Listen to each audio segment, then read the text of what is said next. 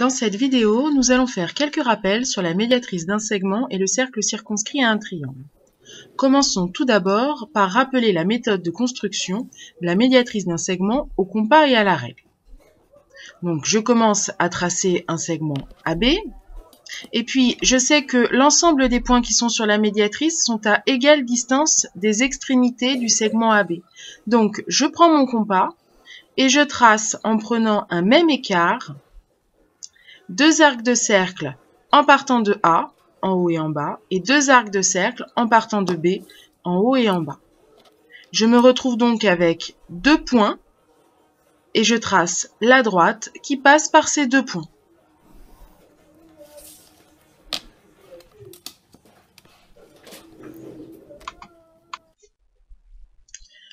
Dans cette partie de la vidéo, nous allons rappeler ce qu'est le cercle circonscrit à un triangle.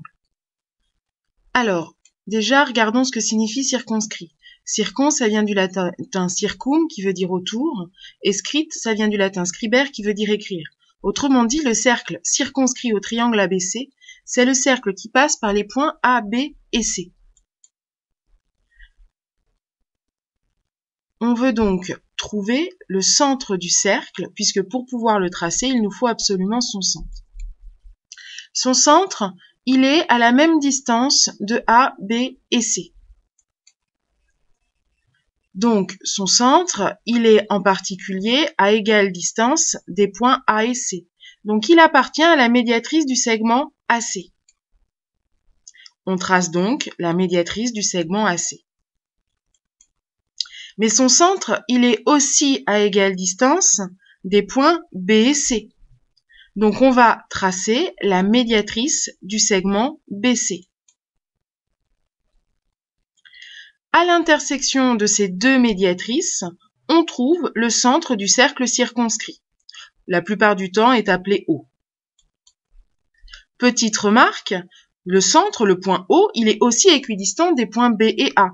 Donc il appartient aussi à la médiatrice du segment AB, mais il n'est pas la peine de la tracer puisqu'on n'a besoin que de deux droites pour le point d'intersection.